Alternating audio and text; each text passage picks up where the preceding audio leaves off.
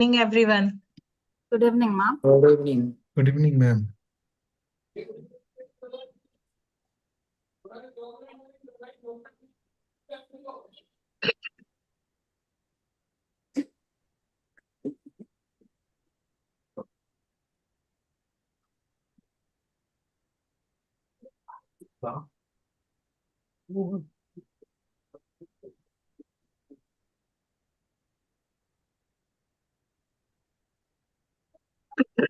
I think this is not live right now, no? This is live, ma'am. It is streaming now on YouTube. Okay, okay. Sir, with your permission, can we start the session, sir? Yes, let's move ahead. Rukmini, kindly start the session. Thank Yes, ma'am. Yes. Good evening, everyone, and a very warm welcome to all our esteemed faculty members, clinicians, researchers, and delegates joining us today. I'm Rukmini from Team IAIO, and it is my privilege to welcome you all to IAIO Expert Insight session on lung cancer.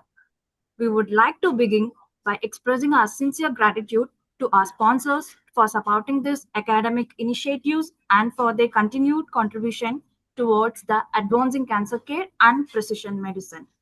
Tonight's program brings together experts from oncology, pathology, molecular diagnostics, and clinical practice to discuss crucial facets of lung cancer management. So, to begin the evening's proceedings, I would like to invite Dr. Subankar Basank, Diagnostic Lead at AstraZeneca, Bangalore. We welcome Dr. Subankar Basak to set the context for today's program. Sir, over to you, please. Thanks, Rukmini. Thank you, IAIO, for this opportunity. And hello to all the faculties as well as to all the participants. I won't take much time. Today is a power-packed session waiting for all of us. I just leave some thoughts to you, and I'm sure experts will take forward the discussion. Lung cancer is a serious healthcare issue, we all know. And lung cancer is not just a smoker disease anymore. And lung cancer is not just one disease. Histologically, it has its distinct subtypes. We all know non-cell carcinoma, small cell carcinoma, and then it has also evolved with molecular subtypes. We all know EGFR mutated lung cancer, ALK, ROS, multiple other driver mutations now have a distinct subtypes, and that actually make the complex disease more complicated for the clinicians. However, as the science progressed, as the technology advanced, treatment also evolved.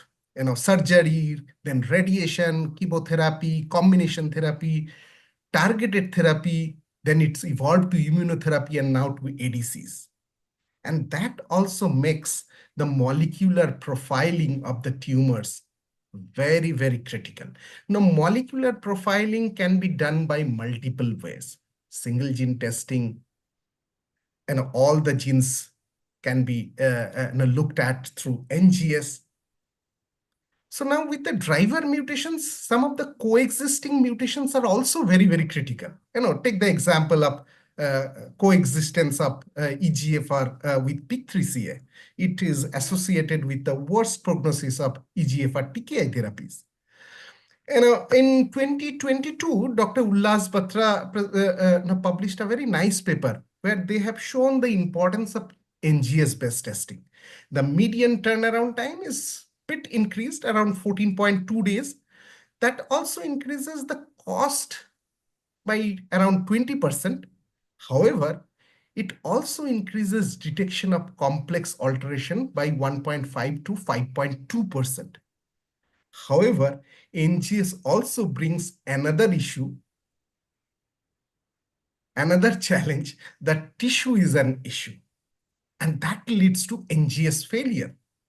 Now, Tata Memorial Hospital, Dr. Sangeeta Desai's group earlier published a paper where they have shown in solid tumor, In case of in-house testing, and that too, an evolved tertiary cancer care center like Tata Memorial is about 4.2% when the samples coming from their own lab. When it comes from outside, from the referral center, it increases up to 10.2%. Now, if you look into the real world setting, the failure rate is none less than 15 to 20%. And another interesting paper, Dr. Vanita Nerona and Dr. Kumar Prabhash published in 2024, where they have mentioned Tata Memorial looks into around 2,000 lung cancer patients in a year. And they do about 45% molecular testing, about 900 patients.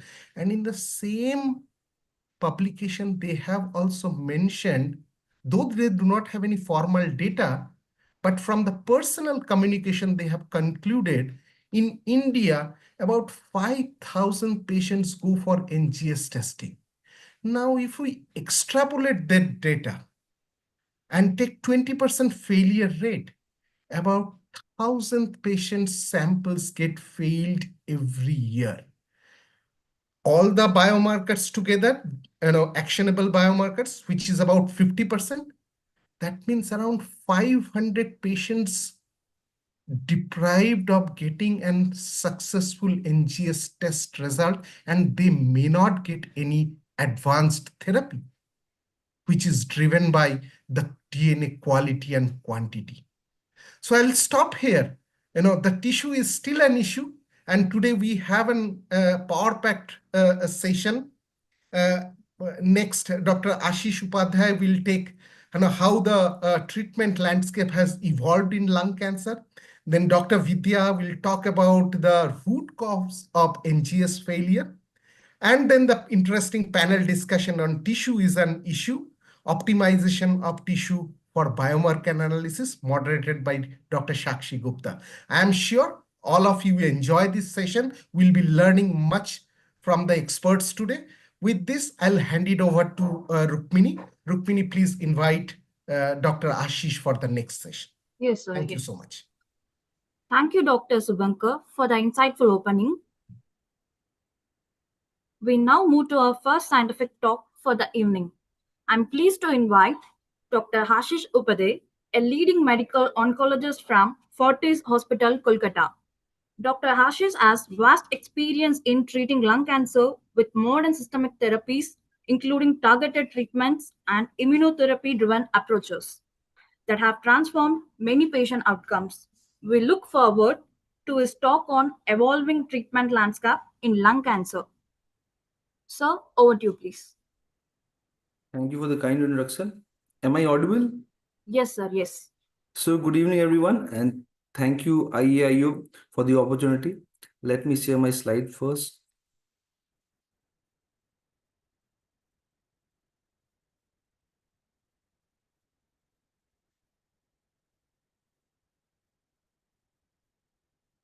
So you will be sharing the slides? Sir, it is up to you. If you are sharing from your end, it's also absolutely fine. If you want our team to share also, we will do it, sir. I can share the slides, but actually I cannot because you are already sharing the screen. Sir, you can share it from your end, sir. Okay, thank you.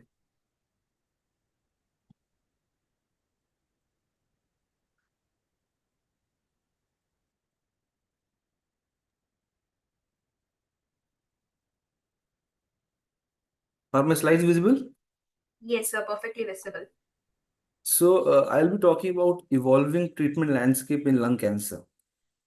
So as we all know, that around half of the total lung cancer patients, they have targetable mutation. If you talk about the common mutations, of course, KRAS, more common in smokers, contributes around 30 to 40% of total mutation. We have new drug approved in 2021, especially for G12C mutation. The most common mutations which have been of special focus for us actually has been EGFR, which is again in Asian populations ranges around 30 to 40%. Other mutations are ALK, ROS, BRAF, MET, RET, NTRK, and now NRG1 is also in the list. So if you talk about EGFR positive disease, So we all know from first generation TKI, we moved to second. Now we have third generation TKI in the form of osimertinib. So which is doing a very well job. We have FLORA-2 data in which now osimertinib has been the standard of care for advanced and metastatic EGFR positive non-small cell lung cancer. But there is still problem post osimertinib. So we'll discuss about what are the different mechanisms of acquired resistance on osimertinib. So it can be either on target, off target, histological transformation, and unknown. So mostly it is off target, in which the most common you can see ranging around 26% is amplification of MET, HER2 amplifications, other pathways activation like RAS, RAF, ERK, PIK3, AKT, and MET. These are other bypass mechanism. And also we have on target secondary mutation in the form of C797X mutation, and others are L792 and like so on. Also is responsible for resistance in 13% of the total populations. Another 50% of the patient have histological transformation. We know those patients with RB1 and TP53 co-mutations, they have strong predilection towards transformation towards small cell lung cancer.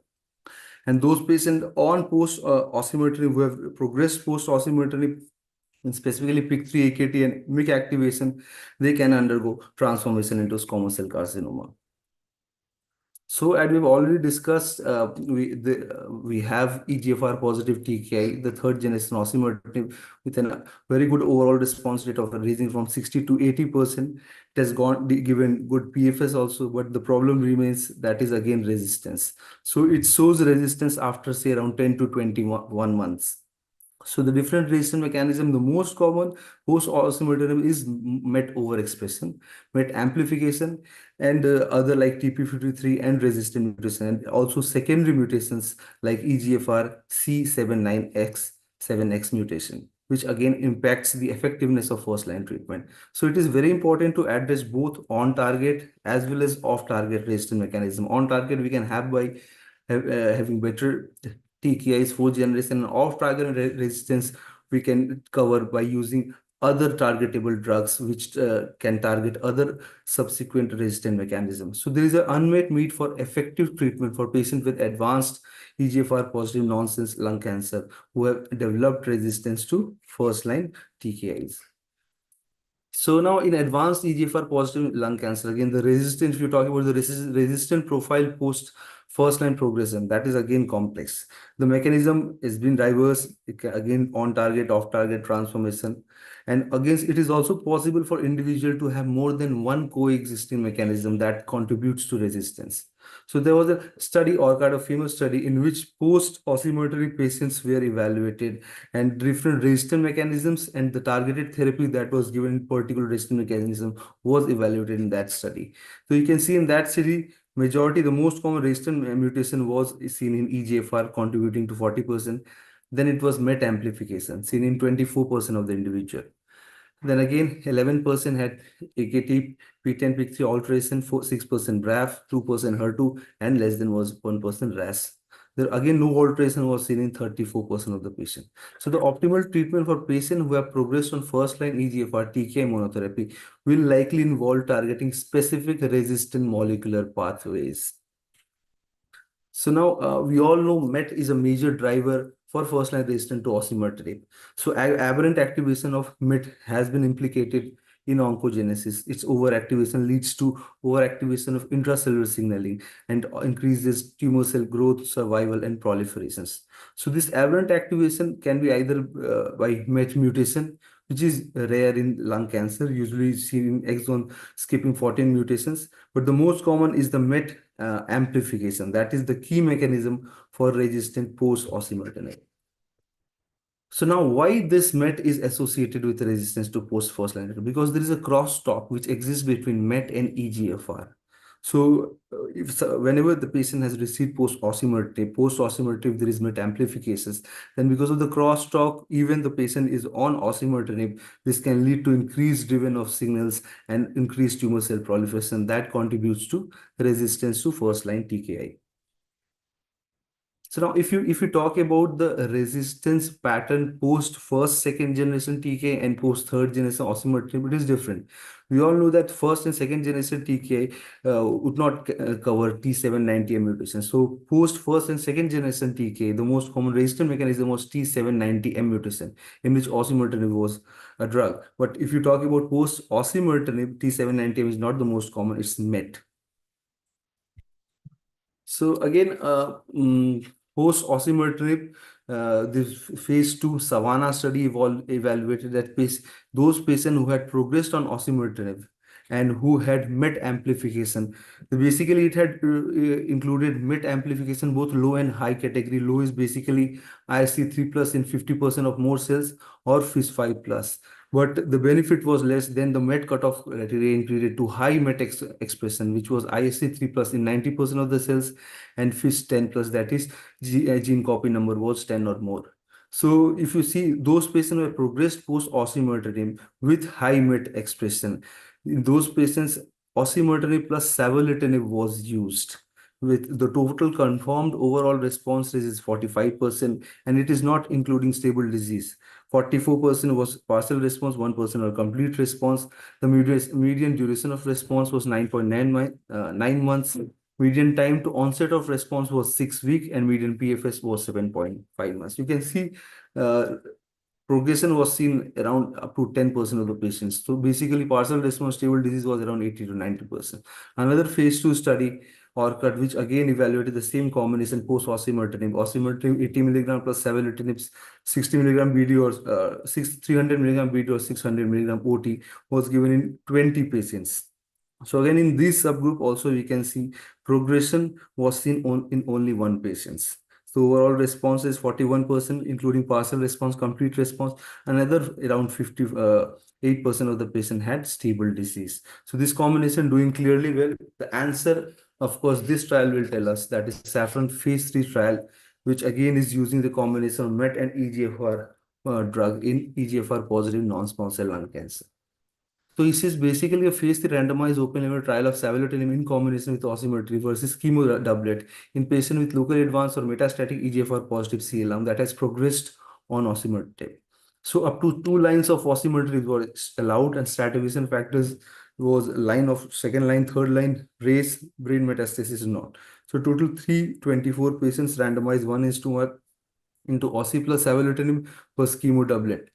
The primary endpoint is PFS in ITT, and secondary OS and PFS in MET positive, and overall response and depth of response. So another important question, if the resistant mechanism between FLAURA and FLAURA2 are similar, would you be comfortable using the result from trials of patients treated with osimertinib monotherapy in first line to inform second line treatment for patients treated with osi plus chemo in first line?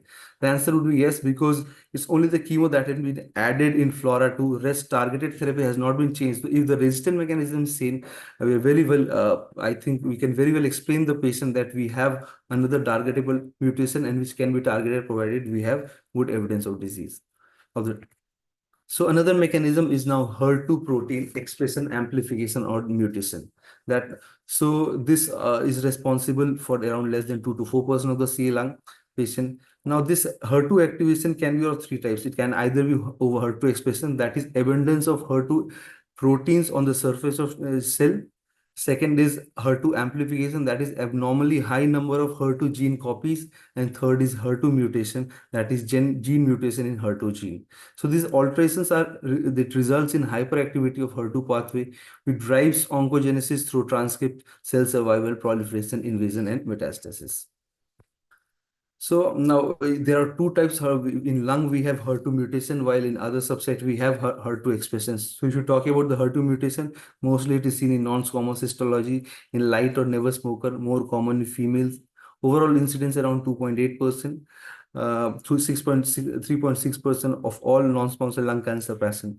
It is again a negative prognostic factor. It is mutually exclusive with EGFR, ALK, and they are mostly PDL low expressions, so they are resistant to immunotherapy as well. If you talk about HER2 expression and amplification, predominantly seen in non-squamous histology. Up to 24% of the CA lung have ISC2+, with only 3 to 10% have ISC3+. So incidence of amplification is uncommon. 3% of the total lung that is HER2 amplified is amplification, but that is correlated only with ISC3+, not with ISC2+. Overexpression is associated with poor prognosis, but amplification is not. If you talk about the evidence, of course, Destiny Lung 2 trials, we have TDXD in second line for HER2 mutated CA lung. It's HER2 mutated, not HER2 expression. And ongoing trial, phase 1 trial, we have Destiny Lung 03 again in HER2 with durvalumab and chemotherapy for HER2 expression. In this case, we will talking about HER2 expression. And again, another ongoing trial, that is TDXD for HER2 mutation, muted CA lung in first line. So now, if you talk about the Destiny Lung 02 trial, this was again a dose-blinded, randomized, multi-center, international, non-competitive phase 2 trial. The final is in these patients, HER2 mutated CA lung patients with one or more line of prior anti-cancer therapy were included, including platinum-based chemotherapy. And the randomized 2:1 into TDXD 5.4 milligram per kg 3 weekly versus 6.4 milligram per kg 3 weekly. So primary endpoint was overall responses, secondary overall depth of response, DCR, PFS, OS, and safety. So if you see the overall outcome, mostly the outcome was similar, both with 5.4 versus 6.4 mg per kg, but it was the toxicity profile which was different. 6.4 mg was associated with more ILD, and we know that in HER2 ILD is an issue. So for lung, it is 5.4 milligram per kg that is associated with less side effect and better outcome. That is what is approved for CA lung patients. So now, why TROP2? We all know Tropion lung trial has been a huge success in CA lung portfolio. So TROP2, why it is important? First, how do we assess TROP2 expression? So it is tested by IHC in lung, both adeno and squamous cell carcinoma.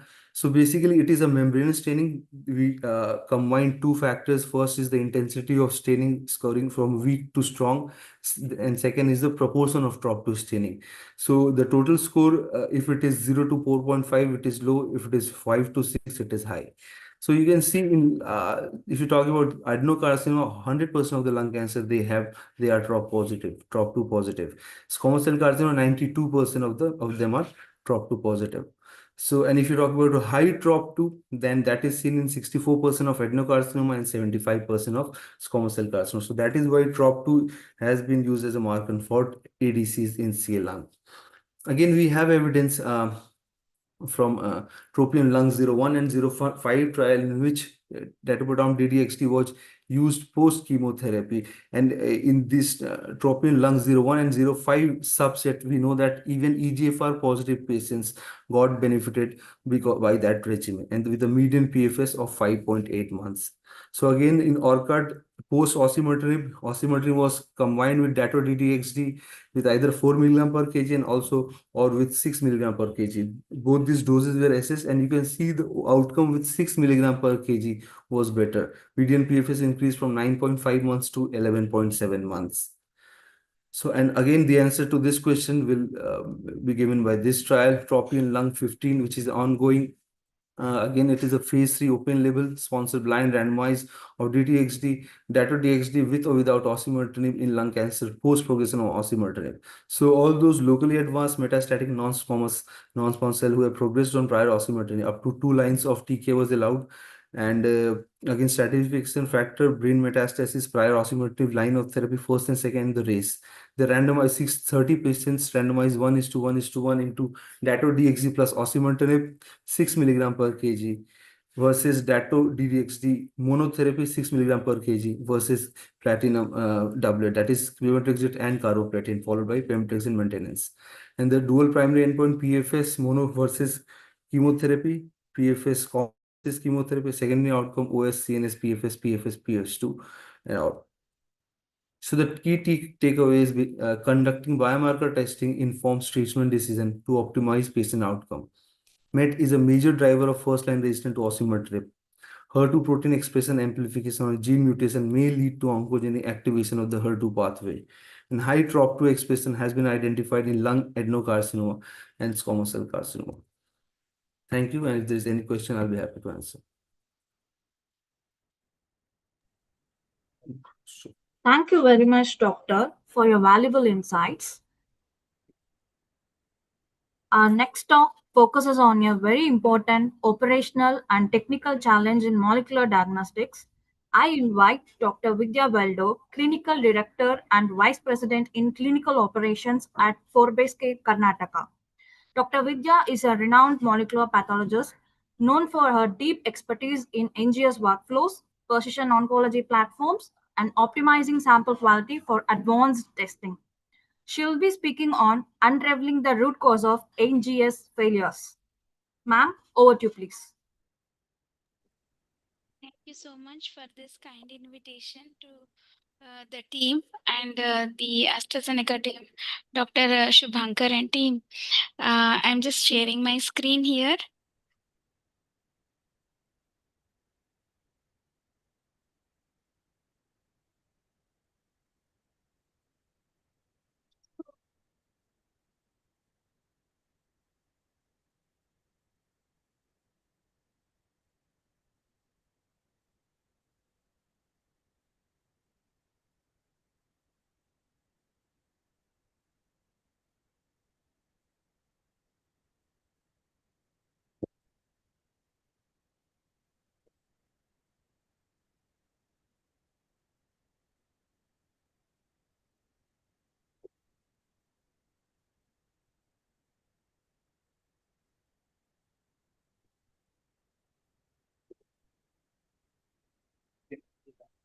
Can you see my screen?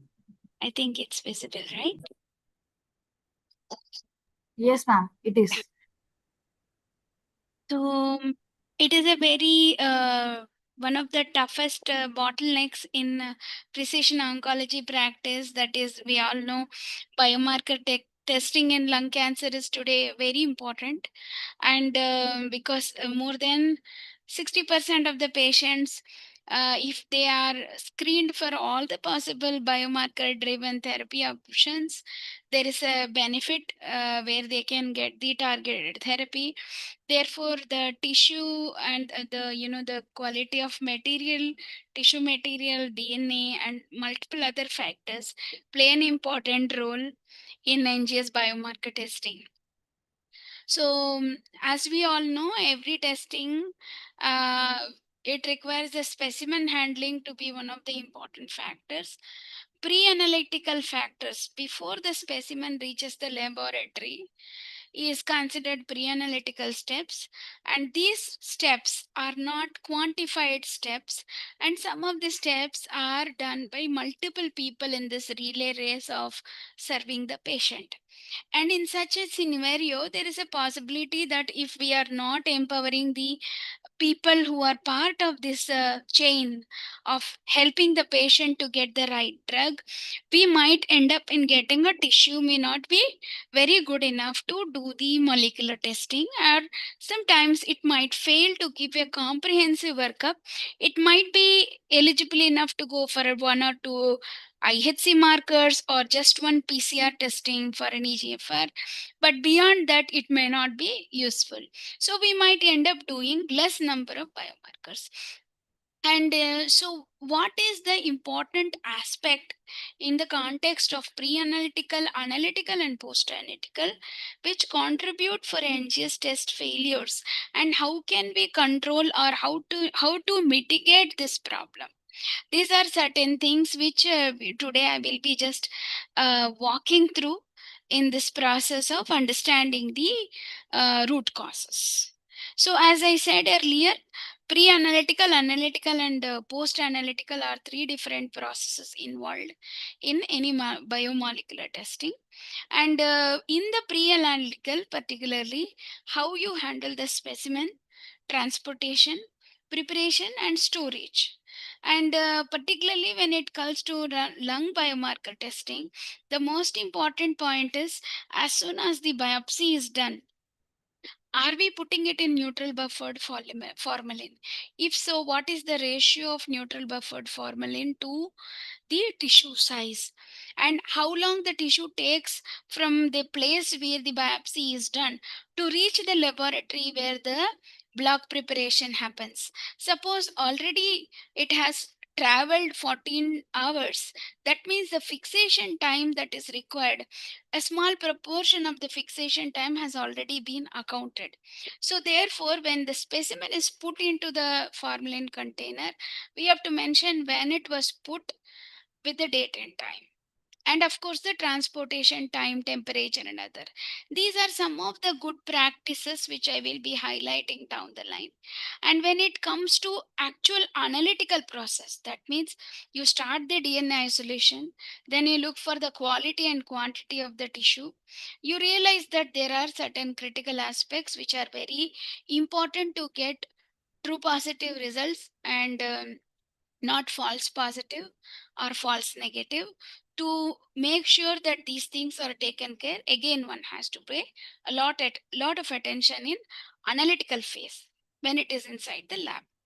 So this is again just a workflow of the sample transport. I just mentioned that. So let me go to the, so what we understand is 75% of the errors that happen due to, a sample being failing, most of them come under pre-analytical category, that is here. So this is a typical workflow of NGS. In the interest of time, I'm not going to go into detail. First, the tissue DNA is isolated, and then you make a library prep. In the library prep, you attach indexes to individual patients, and then you pull the patients and you run it through the NGS machine. And once the NGS is done, you try to segregate the patients by their indexes and look at their DNA data to look for mutations, then correlate with the public domain databases for cancer, and then make a report. So this is a very busy slide. In the interest of, not making it too complicated, please pay attention to only one thing here. How many quality control steps are involved in NGS? We ensure that these are all to be done and it's must. Unless these are done, we are not doing justice to the patient in terms of providing the correct report. So there are very high chances that the sample can fail in multiple QC steps and it may not reach the final endpoint of generating the report. So what are the important, among these 6 steps, what are some of the very important steps which often have a challenge is tumor content analysis, where we may have inadequate tumor, or immediately after that you do the DNA isolation, you may have insufficient DNA in terms of quantity, or sometimes the DNA is heavily degraded. Then comes the library preparation. Here, the impact of suboptimal DNA, that is quality of the DNA, can impact the library, which is expected to be of a certain size to get the right answer. So why do we call it library? Library looks like a new name. The reason why I put the word library, for all practical purposes, the NGS lab workflow will all go back, boil down to fundamental experiment, that is the PCR. Now, when we use this NGS machine, next-gen sequencing, it is massively parallel sequencing technology to reduce the cost that we used to incur 2 decades ago by Sanger. So how did we do that? By adding a tag to individual patient and then putting their DNA together. The tag represents the patient's unique ID. Again, it is just a molecular sequence once again. Library means catalog of books. Here we are cataloging a group of patients whose DNA is fragmented to make sure we sequence the DNA to high accuracy for the genes of our interest. They are put together in the machine NGS for sequencing.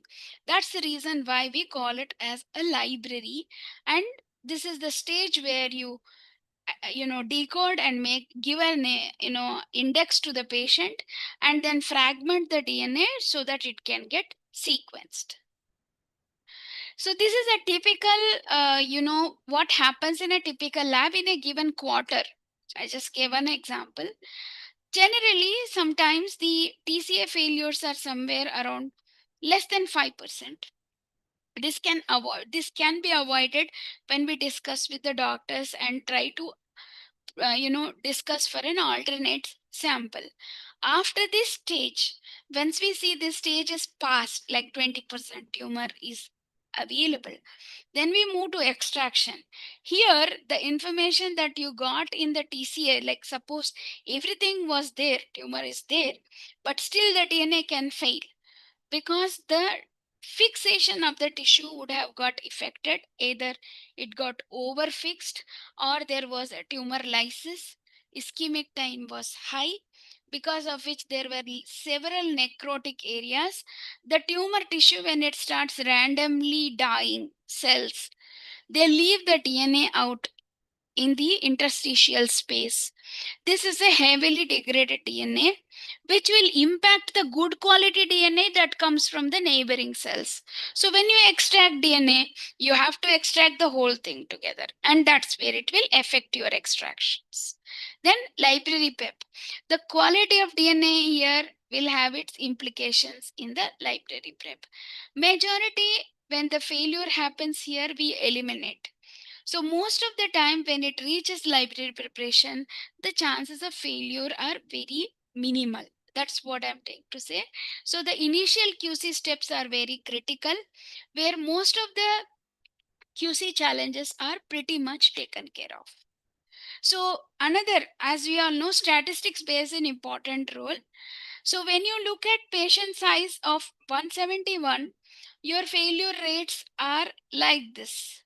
Okay, so but then there can be another month where the sample dynamics is different and you are getting samples from different parts of the country. Your success and failure rates can also be dynamic because you're looking at a totally dynamic cohort. So one has to accept that when a lab says that we are always like this, it's never like that. It can be either ways.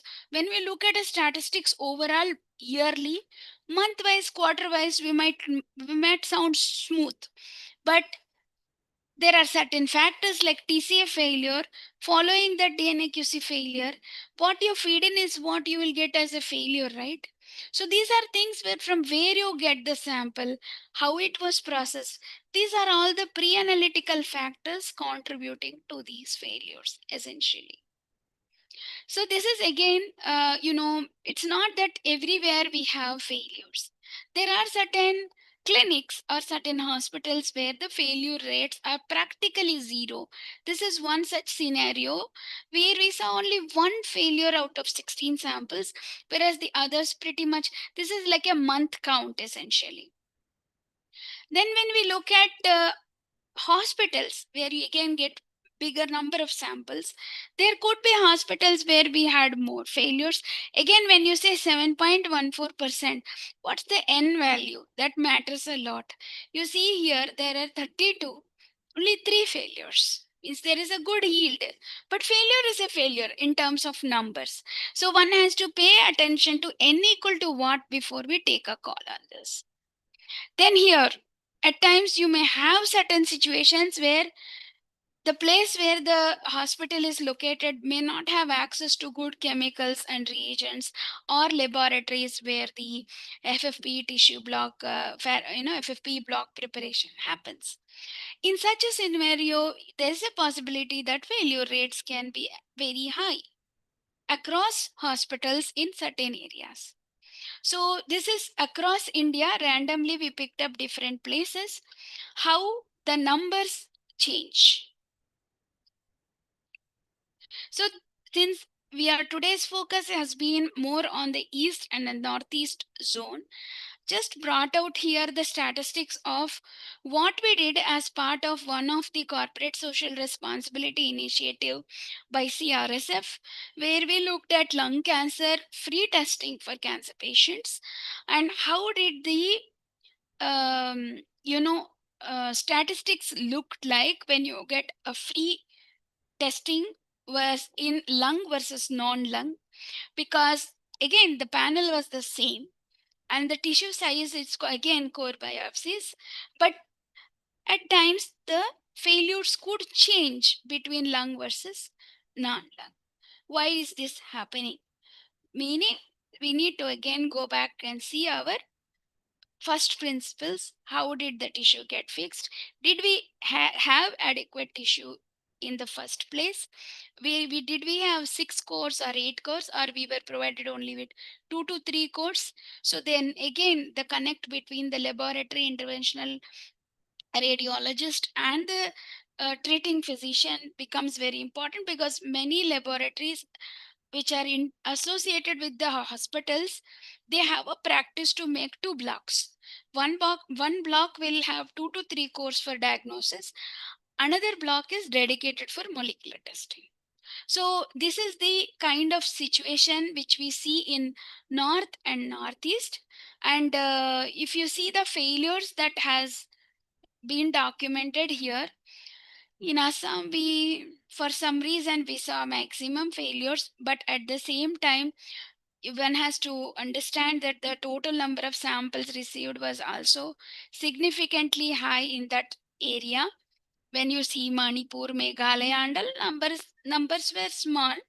And of course, that is why I initially highlighted that let's not go by percentages. We also need to see how much was the N value.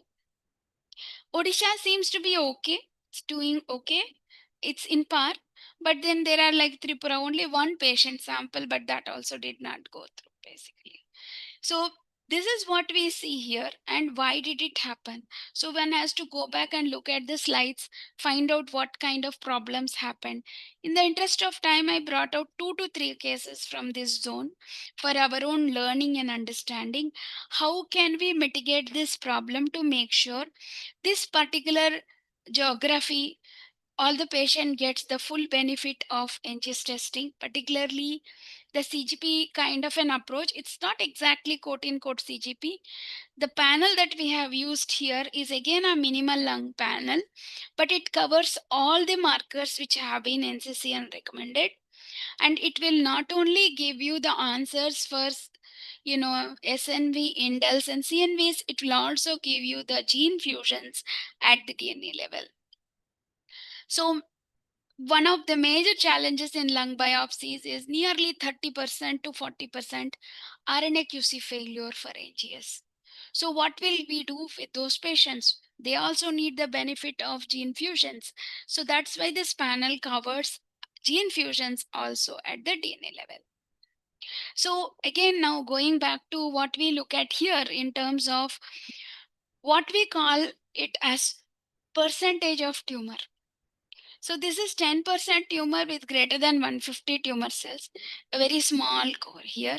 Here, greater than 50% tumor cells in each circled area that we have considered. Here it is 15%. Here it's again the same slide, essentially the next section.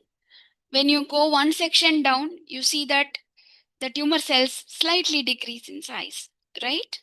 Then we have another case here where we have 20% tumor. This area is practically not good in terms of tumor. Therefore, one has to look at macro dissection strategy to make sure you take only tumor cell containing area to get the best diagnostic yield. Here again, 20% tumor, but the number of tumor cells is only 50. But our criteria is the minimum at least greater than 100 to 150 tumor cells. The reason why we should do that is we don't want to give false negative reports to the patient. 50 tumor cells, what could it represent a metastatic disease? Are we covering the tumor heterogeneity or not? So that's why when you are kind of seeing a roadblock with this is the only tissue available, we can always check with the physician, can we take up the entire material which has been contoured, nothing left out? We can attempt. There are cases where the patient has got what they wanted, a driver mutation. So this is another scenario here. So now I'm just going to quickly kind of summarize what a good quality DNA would look like. This is a germline DNA. Very good. No, practically, this is the peak. When your blood WBC is, going for a DNA isolation, this is how the peak would look like. Very good DNA. In FFPE, generally, due to formalin fixation, the DNA gets fragmented randomly. And what's an average fragment size that we typically see in FFP samples is somewhere around 1000 to 2000 bases. And then when you go for an overfixation or tissue was left behind without being put in formalin, or it was put in a hot place, meaning room temperature or greater than 30 degrees Celsius, it was not secured in a 4 degrees for some time at least before it went into the buffer, it will go for a heavy degradation. So this is a heavily degraded DNA in terms of quality. There is DNA, so quantity might be there, quality is bad. Such small fragments of DNA, you will not see good PCR amplification to pick up mutations. So this is coming to library. We all get to hear library failure. Why we call this library failure? As I mentioned to you earlier, we put an adapter tag to individual patient, right? The tag is almost of the size of 100 bases. So when you remove that, you are left with 160 bases here, 170 bases.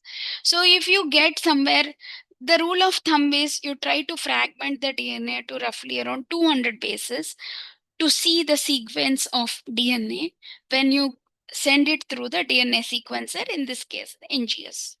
So this is a library which is kind of a good library because your insert size, removing the tag, fits in the requirement that we initially proposed to start. Here is a situation where it has slightly come down. Here the insert size is less than what is expected, about 100. Here the start problem starts. This kind of library can still be sequenced, but post sequencing, we might not get adequate depth of sequencing from AGS through which we can identify somatic mutations. At times, the library can go as low as 200 bases or 180 bases. Then they are no longer good to go for sequencing because it's waste of time and effort and money for the patient. So this is another poor quality library. So this is again overall stats, a little older stats. We have roughly around 22% failure across India. Now I'm just giving a flare of what kind of failures we have seen from this zone, few examples, and what are the issues that could be possible and what are the possible solutions. And if we are having the patient in remote location where the patient cannot move to a city or a big hospital, how can we make decisions on choosing the right sample to get the best answer for the patient? So TCF failure, no viable tumor cells, very tiny fragmented tissue bits showing only fibroadipose tissue. There hardly any tumor cells were there here. So this is another from Assam. The tissue size is very small. So when you look at this, you see it is completely necrotized. And very small cluster is there.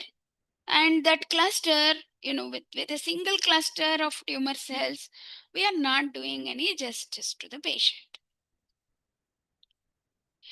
So what do we do next when you see a block like this? So this is a, bhar tumor. It's a lot of tumor here, but there's a lot of necrotic area also. Because of the necrosis only, it will impact the DNA because you cannot segregate in between what is going on. This will automatically come into your isolation.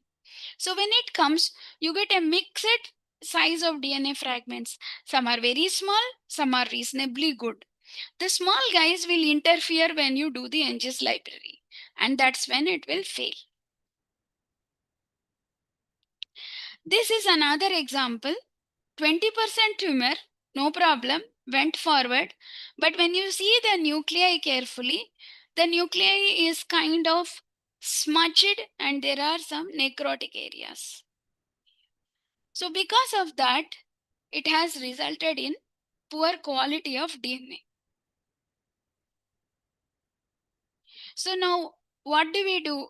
Good, as part of good lab practices, when particularly what happens, there is a small dispensary or a small clinic in a very small place, and that is where probably the biopsy was done, and there is no nearby laboratory for FFP block preparation. One has to try to put the sample in 10% neutral buffered formalin. Some of the very good companies, Indian companies are there. Collegens is there, which provides the laboratory grade and biological grade neutral buffered formalin. And there are several other companies where we get good quality of neutral buffered prepped formalin, because in some remote areas we may not have a pH meter to even monitor the pH. So purchasing commercially available formalin is also a good practice. When you put the tissue into the container while transporting, it's better to mention the time and date, because at times the sample might reach after 24 hours to the lab where the actual processing for block preparation starts. So the technologist over there has to make a note. Already the tissue was in the formalin for this many hours. So should I go back and restart the same process, or can I go to the next process? So this is something which we have to put it as a note. Kindly make a note. By the time you receive, fixation time would have already crossed. I would recommend you please go ahead with the next step of processing the tissue. This kind of a note along with the sample will avoid over fixation problems. Under fixation is more or less related to how much of formalin is being put, and if it is a lymph node or a slightly large specimen, one has to ensure that the section is cut into smaller sections so that there is penetration of formalin into it, which is very critical for ensuring the integrity of the histological pattern as well as DNA. So once the fixation is done, meaning once the time has lapsed, we can never reverse. Therefore, it has to be very, very carefully handled at this stage. So when people send material biopsied and put in formalin from north to south or different locations, one has to be extremely careful for this time, basically. So it is the most influential factor, as I said, in the long sequence of steps when the FFP block is prepared. So whatever happens during fixation, the errors are permanent and one cannot get away with it. It would serve histological examination sometimes, maybe an IHC, but molecular testing gets severely compromised. So as I said, what are the benefits? It will avoid, thin sectioning of the tissue will, ensure that there is penetration. It prevents autolysis. And if there are any infectious material, it gets inactivated. It improves the cell's ability for special stains for examination under the microscope. So for surgical, again, how one has to maintain transfer within 1 hour. And if that cannot be done, please keep it at 4 degrees for some time before it is entering into the laboratory. And when you have slicing, it should be minimum of 10 mm. 5 mm is ideal, although. And these are some of the technical aspects. In the interest of time, I may not go through the details, but this becomes a very critical factor for how the tissue is handled as a pre-analytical step before the FFP block is prepared. Now, types of fixatives, what we use is neutral buffered formalin, and there are many vendors. So 37% formaldehyde in water. Therefore, 10% of formalin, particularly 4% of formaldehyde. So longer fixation, as I said, will result in fixation artifacts. pH is a very important factor. It should remain around neutral pH. So we have pH litmus papers which can be made available in remote locations, but preferably use a pH meter.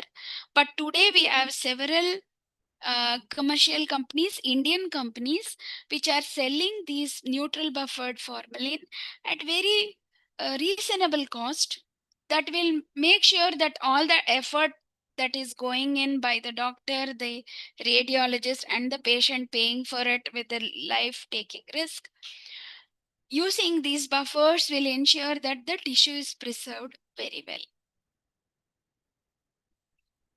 So these are some of the important fixation time which one has to follow. Minimum 8 hours is important for larger specimens. Over fixation is generally indicated when you take these 10 millimeter thick sizes. I mean,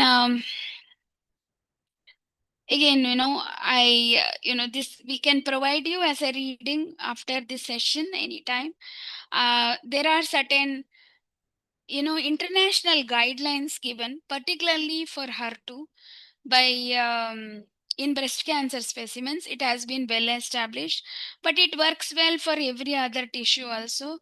All the hard work has gone in from the CAP and the AMP guidelines together have given certain critical points one has to note during fixation of tissue when you want to look for the HER2 status amplification, which we can adopt for lung also. When you do not have an option for biopsy, or as we saw earlier, we have several challenges with the biopsy material. What we can have as an alternative is an FNAC. FNAC is equally good. In fact, it is a very good specimen for NGS testing because it does not go through formalin fixation. It is just fixed by an alcohol spray. Therefore, the integrity of the DNA is very good, and you get abundant DNA. You can even not just small panels, you can even go for whole exome sequencing. The only thing is when you take an FNA sample, the slides that we use, it could be stained slides also. Once you remove the material from the slides, you don't have anything from the slide to return it back to the patient. Every tissue, every tumor cell that is available on the slide is completely scraped and used for DNA isolation.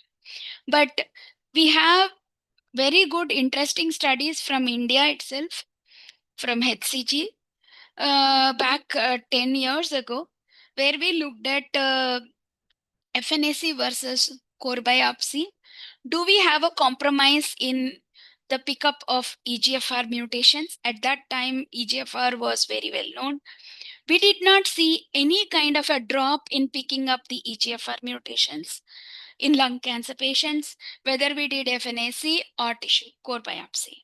So therefore, when you are not having an option with core biopsy, FNA sample or a pleural effusion smear slides are also equally good for NGS testing.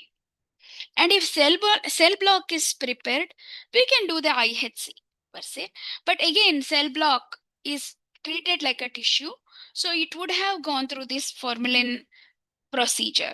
So there will be degradation of the DNA, and RNA from the cell blocks are not really as good as from the core biopsies. That's just from personal experience standpoint. So as I said earlier, pleural effusion fluid sample, once they are converted into smear slides, stained, unstained, both will work. Preferably stained because it would have gone through the process of examination by a cytopathologist and confirming that there is adequate malignant material. So as I initially discussed, it is always good to divide the tissue into 2 blocks. One could be used for diagnostic purposes. The other one can be used for molecular testing. So this is, again, a repetition of, what we discussed. I would just pay more attention to the, you know, the endpoint that we are looking at here, which I did not focus earlier. When we want to look for somatic variants, we need a high depth of sequencing. A minimum of 500 to 1000x depth technically is required to pick up a 1000x depth is very important to pick up a T790M at 0.1%, because that is one of the early clones when you see disease progression, and it becomes a very critical clone for treatment changes. So one has to look for the depth of sequencing, which plays a very important role in NGS testing, particularly in lung cancer. So this is again a repetition, but it's a pictorial representation of how one has to take care. Again, it's a repetition here. So, how the, cold ischemic time would have an impact on tissue fixation. You see that the viable areas are slowly getting depleted as we go to D. So for cytology, as I said on the slides, they use 70% ethanol and then they go for an air dry. And one important factor here one has to remember, if we are looking at, bone mets, preferably the soft tissue component has to be taken for thoughts to DNA move on, ma'am? isolation. How much time? I'm done with my time. Sorry. I'll finish it quickly. No issues. Yeah, thank you. Yeah. So when you are looking at bone biopsies, it's always better to, it will definitely go for a decalcification procedure. So one has to try and contour and take out only the soft tissue area for NGS testing, because presence of this bony component will have an interference in the NGS workflow or any PCR workflow for that matter. Even such material, we have to take it with caution, meaning one has to be, a priorly inform the doctor, because anything that goes through this, strong process of decalcification, even the DNA and RNA is prone to go for high degradation. Therefore, the chances of failure is very high when you are looking at skeletal mets. Okay, this again I have discussed before.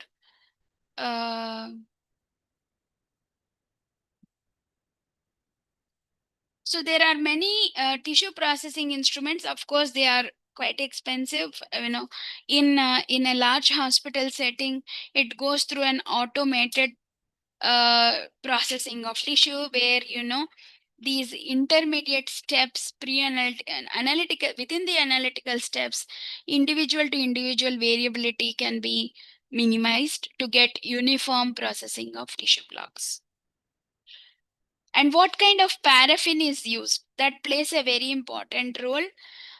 Particularly using good quality paraffin is very, very important. Usually paraffin melts below certain temperature. At room temperature, the paraffin should be hard. Otherwise, the tissue gets severely damaged. And the type of buffers which are used while fixation processing are again very, very important. High salt buffers will interfere with the DNA isolation. So I think in the interest of time, post all this, when we do where the block is stored, ideally the blocks needs to be stored at ambient temperature between 20 to 25 degrees. If we are storing at 35-40 degrees, again, they are prone to go in for, they get spoiled, tissue gets exposed, and hence the surface gets oxidized, and we may not get good quality DNA. So some of the, important aspects that we discussed today has been very well summarized in this article, and this is for all our interest for reading. So in summary, for molecular testing, one has to look for both quality and quantity of what we feed in for molecular testing. That is what we get out as a result. If we do not pump in enough tumor material, we are prone to get false negative results. If we do not pump in good quality, we are prone to see failures. So that is a very important aspect one has to remember while we look at critical failures. Thank you so much for your time. Thank you, Dr. Vidya, for simplifying such a complex subject. And does anyone have any questions or clarification at this point?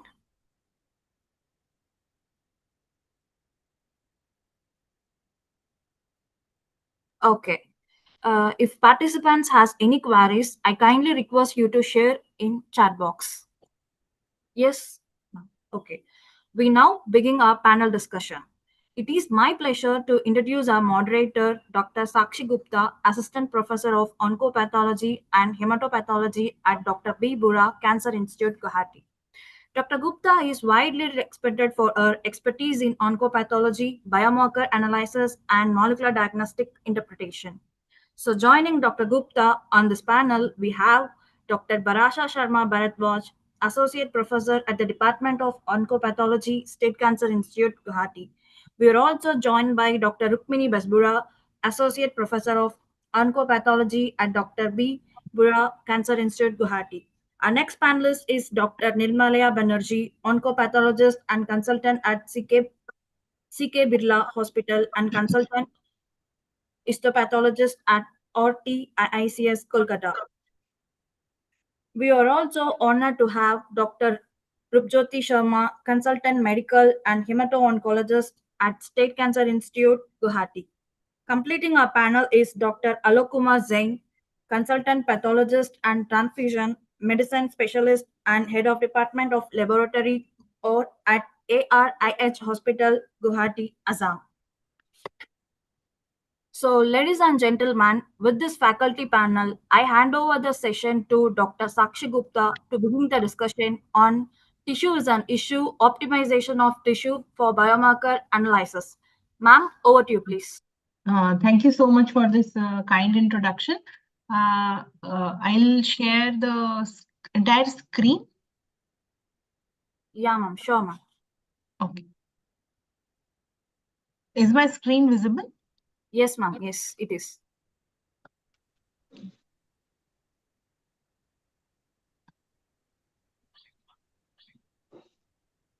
Good evening, everyone.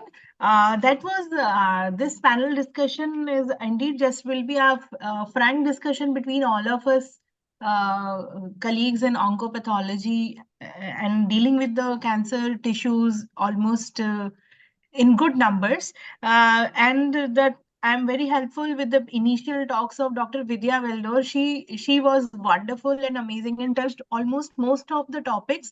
Here we will just go through all of these again. And also the importance of the testing was already highlighted by Dr. Ashish in his initial talks. So let us move ahead with this important.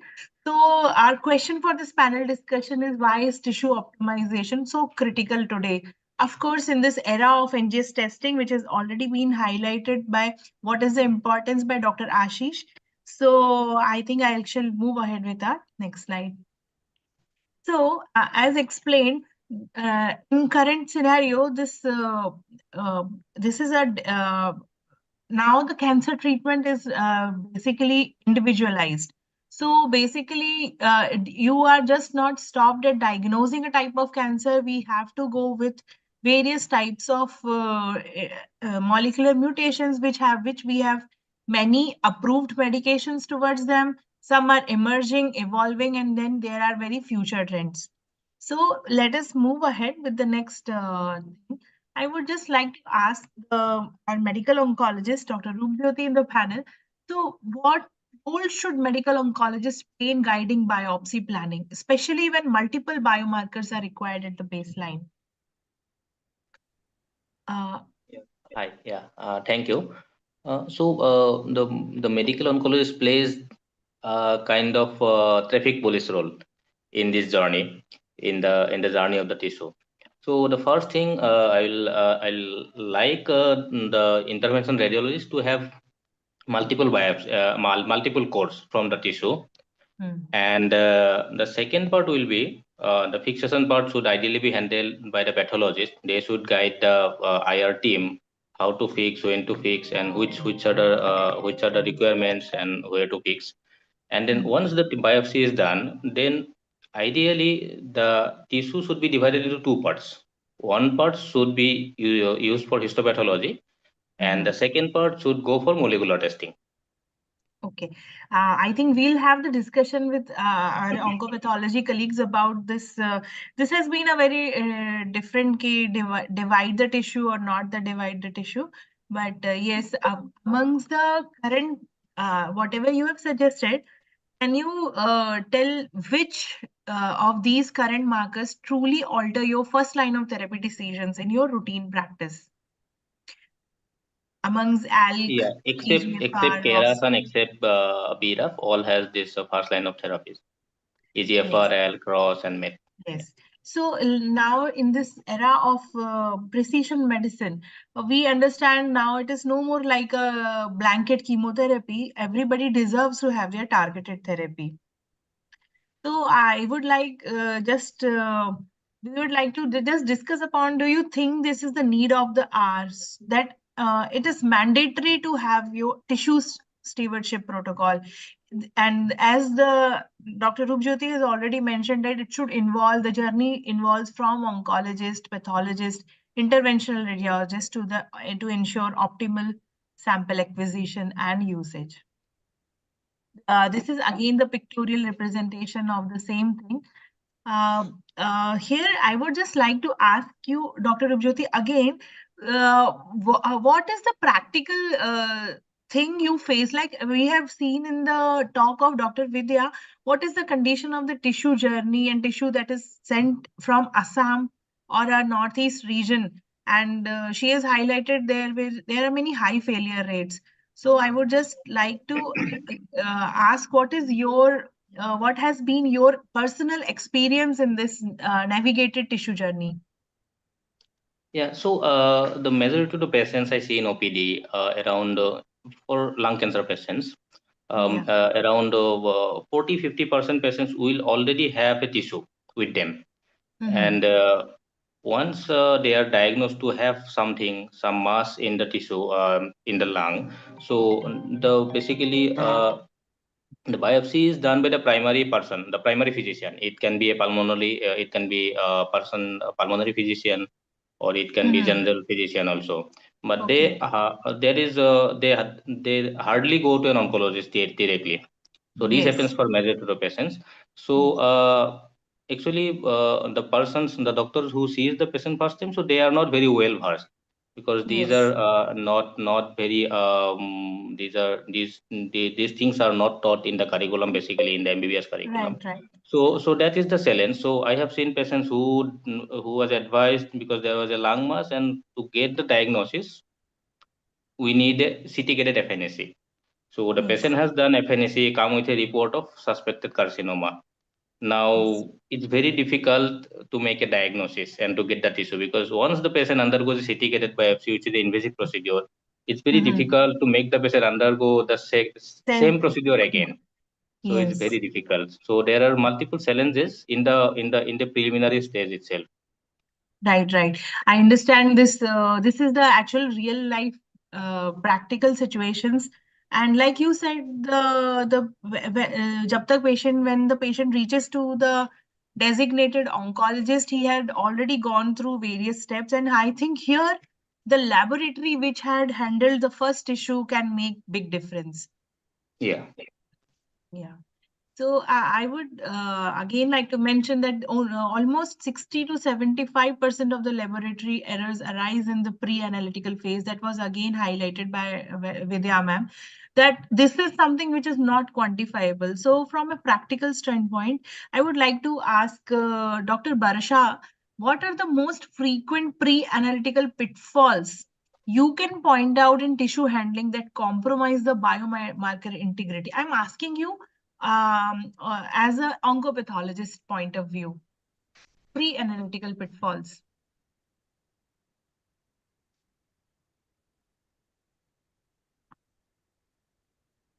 Dr. Barisha, ma'am, we are not able to hear you. Hello? Can you hear me? Yeah, now we can hear you. Yeah. Yes. So, what happened most frequently, pre-analytical pitfalls, what I have observed throughout the years, during the initial period, there were issues with the concentration of, like, we should use the neutral buffered formalin, 10% neutral buffered formalin. So Yes. there were issues, there were some practical issues even in our lab. So they were not using in the OT people or OPD where they were taking biopsies. There were issues with the formalin. So when Yes. we started doing the histopathology, initially, Yes. probably while seeing only the H&E slides, we could not recognize those pitfalls. But once we started doing IHC procedures, then those problems came out, and then we finally, what we did from our end, we were using like buffered formalin. We are Yes. using waste buffer, and we started supplying the buffer to the OT, to the OPDs, so that Yes. in that way we try to standardize. And also that is one point I think practically it was a pitfall, I must say. And also the immediate fixation of the tissue, there were Yes, ma'am. issues, and we had discussion with the clinicians, and so we could solve that Yes, part. ma'am. So there were issues in what I felt. Yes, I can understand, but here we are again sitting in a tertiary care center and it's Yes. an institutional setup. Yes, So yes. almost like we were able to handle to 50 to 70% of this pre-analytical phase error. Yes, yes. But of course, when the tissue comes from outside institutional setup Okay, here, yes. and those So areas, I think we need more of awareness. more, exactly. And I Yeah. think when we get samples from outside, from small laboratories, if we receive the samples, in that case, I think we should be firm in our standard operating procedures, and so that they can note down, at least the technicians can note down the time of fixation, the time Yes. of the biopsy taking, and the proper formalin. So those things I think we should standardize, and after that only we should start taking the samples and we should process. Yes, So right. likewise.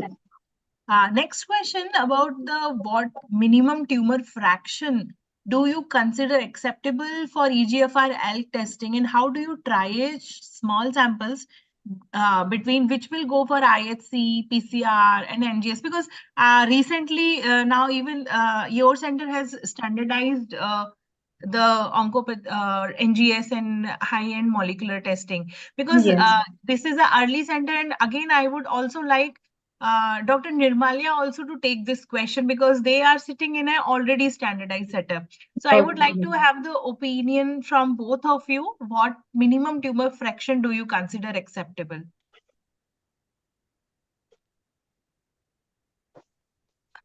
I think Dr. Barsha, you can take it Yes. first. I think Okay. Dr. Nirmalia Okay. will add on to it. Yes. So, like for EGFR and ALK testing, ALK is like for basically EGFR testing. Practically, what there are two type of actually opinions. As Dr. Rupjyoti has already pointed out that most of the samples or tissues patients, they do biopsy outside, and they get mostly 50% of the patients come in that way. So so there, in those cases, we can just review the slides, and we need to send the block for NGS panel. In that cases, there is actually no way out. We can just the adequacy is there or not. But the part of the tissue which are coming directly to us, what we do, if they are adequate or not, for that EGFR, basically we have our molecular setting, so they are doing regularly PCR based testing. But again, at the end, it depends on the clinician whether he or she wants to send it for a 12 panel gene or 30 panel gene. They want to send it for NGS, or they want to break it I into can understand. PCR And and it all is that. still governed by So the physician, because they yes, are the person who are actually in contact to the yes, patient. yes, Yeah. yes. Dr. Nirmalya, if are you here? Yes, I am here.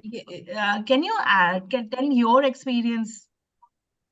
See, there are two things, right? Like in our tertiary care corporate hospitals, where everything is bill dependent, it is a lot of techno-financial issues are associated with.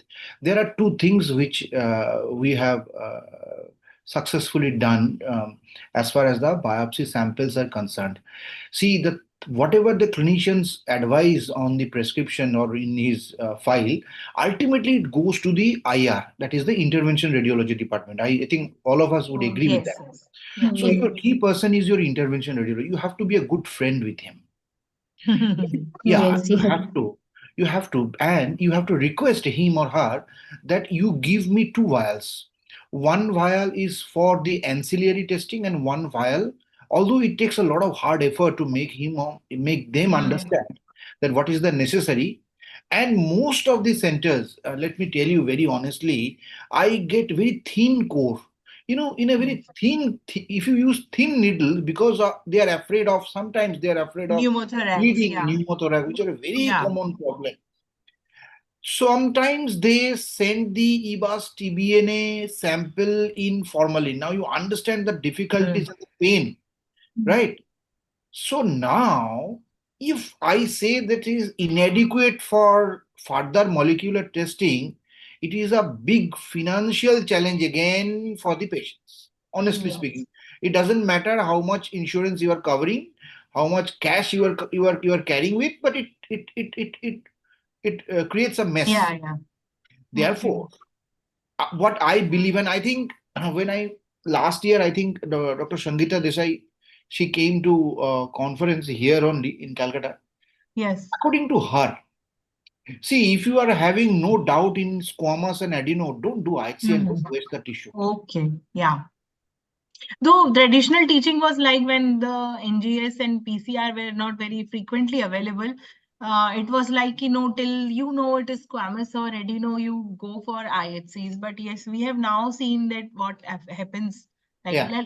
let us move ahead. Yeah. So again, I would just like to ask, how can the oncology team and pathologists collaborate better during pre-analytical and sample triaging phases to ensure tissue sufficiency? I think Dr. Rupjyoti had already pointed out to this thing. Let's move ahead. This is again a very much discussed slide, which was already been utilized by previous two speakers, like how a very major portion of this biomarker testing journey of the tissue is covered in this pre-analytical phase. And sample transport is also a very important role when you are the tissue is being transported to a very other center. And then again, sample storage, which is still not being standardized even in the certain very well established old medical colleges. Forget about, I think the smaller labs are better doing this thing maybe. So laboratory processes, pre-analytical, analytical, and post-analytical, they play a very major role for all these things. Now, I would just like to ask, which pre-analytical variable, fixation, decal, ischemia time, causes the most test failures in Indian practice? and how should clinicians help this? I would like to ask this question first to our medical oncologist, Dr. Roopjyoti, and later on to our oncopathologists. Okay, so ischemia time, if I take the last one first, Yes, so it's yes. not a very major issue for small biopsies. So this Yeah. becomes an issue in post surgery procedures, huge surgery procedures, I think. But for biopsy issues, because the interventionalists will do the biopsy and they will put it immediately in the fixate Yeah. in the box. But decalcification, we generally do not do bone biopsy from the bone, because in lung Yeah. cancer, we will definitely Maybe go this is for, a general yeah. sample when you are considering a bone metastatic situation, maybe. Yeah.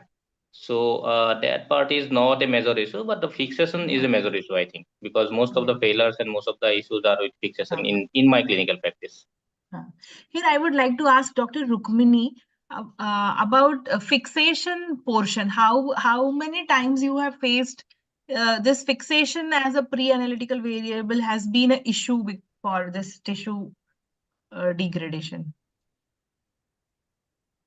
Sakshi, am I audible? Yes, yes, yes. Okay.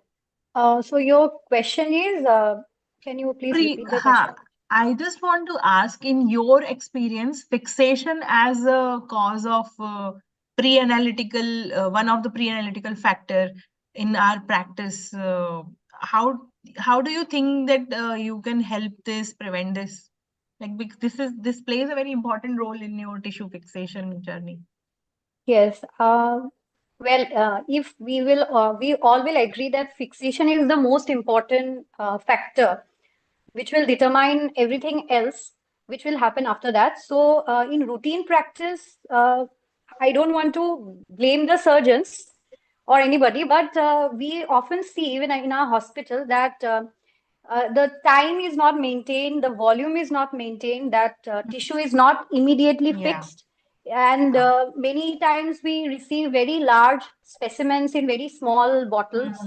So, and so many factors actually needs to be determined, that will determine the course of fixation. So, I feel whenever, and even the cold ischemia time, that is also very important. So that has to be less than 1 hour. And fixation, the small biopsies are okay, they get fixed, but the large specimens, they particularly need to be fixed for an adequate amount of time. So, and so preferably we should make it sure that the OT staff, whoever is bringing the specimen, they should know about this process, like that they have to put the tissue immediately, they have to bring it within a specified time to the lab, and all these things I feel should be taught to everyone. And we can also prepare SOP, and we can also make sure that they write all these things on the requisition form. So doing this, I feel we might be able to decrease the problems. Though it will take time. Okay, I would just like to ask, like, a center which is currently starting and establishing this thing, or shall we, how can a regional lab network or a centralized molecular hub improve a tissue utilization and testing access? Like, because smaller labs might not be able to handle, this can be a limitation for them. But I feel fixative, that part can be handled even in the smaller labs. But the fact is that transportation is also one of the issue. I mean, that should be done in a proper way, that there is no leakage of formalin. And so if these factors, these simple factors are considered, then many things can be solved. Okay, I think I shall just move ahead. Again, the same, this has been discussed, like time to stabilization, which is the cold ischemia time. Then the method of, like, you have already highlighted the volume of the specimen, the type of the fixative, time in the fixation, quality of the processor fluids, paraffin type, and paraffin temperature. All these very important initial steps. And then how many, what is the depth of the section cutting at the time of grossing? Maybe they are all important in our this tissue journey. So pre-analytical variables need to be standardized and controlled to help ensure the successful molecular testing, which is going to be followed in the later on. journey. I would like to ask, can you elaborate on how prefixation and intrafixation parameters, such as pH, temperature, tissue to fixation ratio, impacted downstream molecular testing outcomes? Dr. Rukmini, you can take this. Actually, all the three factors, that is pH, that neutral buffered formalin, why we are using? Because a pH which is acidic will impact the tissue architecture. It will degrade the nucleic acids. So ultimately, if we want to do something, we want to study the molecular profiling of the tissue, we need to have a neutral pH. Temperature should also not be very high. And the ratio of fixative to tissue should be at least 10 times for larger specimens. It should be 10 times the volume of the specimen, and it should be completely immersed. So if we are, sometimes we receive many specimens which we feel the central part, the part which is not properly fixed, and many times it get autolyzed. So we, during HE reporting also, we face a lot of problem, whether it's actually necrosis or it's autolysis. So that also takes a lot of time in reporting. So ultimately, our main motto is that we need to give a report within a very short time. So if we can manage this pH, temperature, and everything else, the rest of the Basically, things can be controlled. standardization is the main important thing. It starts right from the like Dr. Nirmalya also highlighted, the IR radiologist and everybody, then to the lab. Yes. Okay. Yes. Again, Dr. Roopjyoti, from your clinic's experience, how often do you encounter delay or inadequate sample? A report comes and it says either it is delayed or it is like inadequate sample, and that had prevented you from timely biomarker testing, because that will be a very important issue for you. Yeah, so it's very open. It's very open, and if I take the question otherwise, so very rarely I get a complete thing. Means the patient has adequate tissue, adequate NGS can be done, liquid NGS can be done, everything. So very rarely such patient counts, but in most of the time, for if I may say, almost all the patients have some issue. Yeah, so it's I very can agree, difficult to and it would have been great if we have a specific guideline that in the initial report only, in the histology report only, you were able to understand that the tissue is sufficient for additional further testings or not, or maybe like the tissue stewardship program, the pathology labs must have taken the initiative that they, from their time point only, they have taken the initiative to direct the further testings. Yes, correct. So yeah, so rather than sometimes waiting for the patient to come back to you and then you again sending the block for further testing, I guess. yeah, so recently I got one patient who had a biopsy. So it was clearly written the block 1 has 50% tumor, block 2 has 10% tumor. Nice. So very rarely I get I get to see some reports. So but it's very important, because I can divide the tissue now, which block to go for IHC, which block to go for NGS. Yes. Okay, thank you. Now again, the same it is the duty of the radiologist to correctly take out the tissue. As tissue samples are very fragile, the degradation starts right time when you remove it from the tissue. So prefixation parameters, which was rightly pointed out by our colleagues, like nature of the NS, constant factors are different, but variable factors like prefixation time plays a very important role, like cold ischemia time to be minimized to avoid degradation. This type of DNA quality can be very important. Like Vidya ma'am has already highlighted how degraded DNA damages your correct interpretation and later on the output from a good quality DNA and report, and a good information could be taken out from this report. So cold ischemia time of 1 hour or less is recommended. And I think this can very well be practiced, because like everybody over here on my panel has highlighted that interventional radiologists need to be supplied with a well pH balanced neutral buffered formalin, and he should be aware to take adequate number of cores and put them immediately into the fixative, and then again, the transportation should be well within the time, and it should leave the primary lab at right on the time. Again, I would just like to ask, in the real world setting, how often do you see deviations from recommended fixation protocols, like 10% NBF for 6 hours to 48 hours?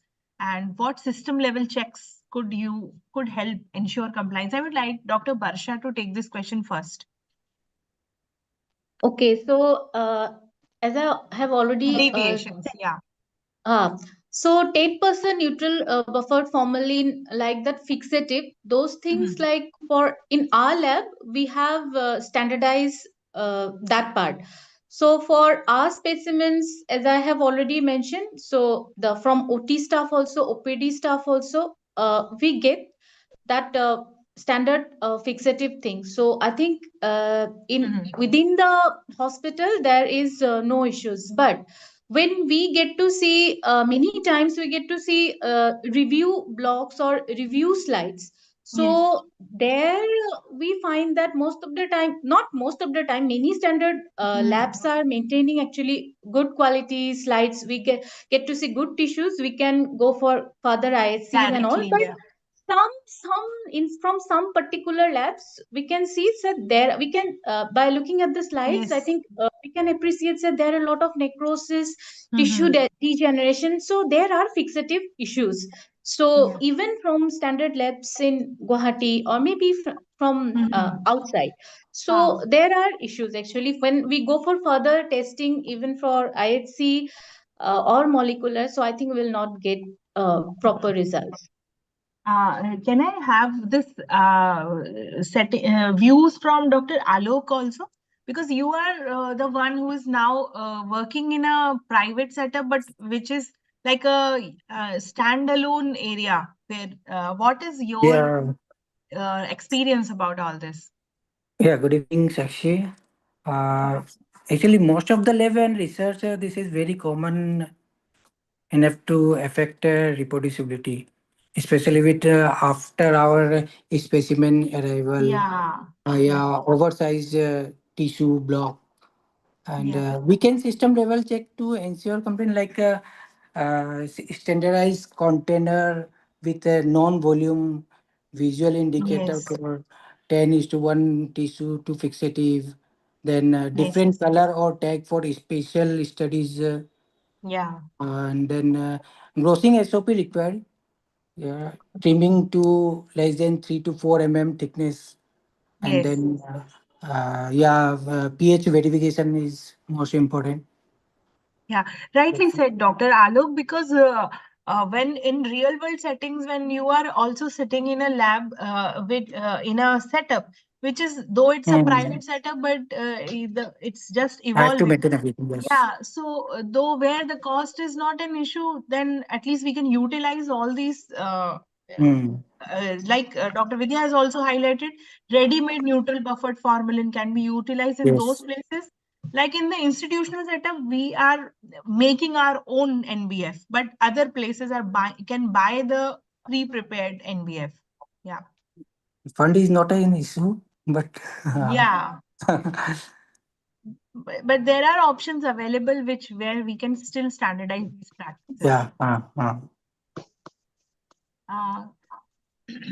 We have discussed a lot on all this. I'll just also like to ask Dr. Alok, how critical is the choice of paraffin and processor maintenance for preserving this nucleic acid integrity over time? The choice of paraffin.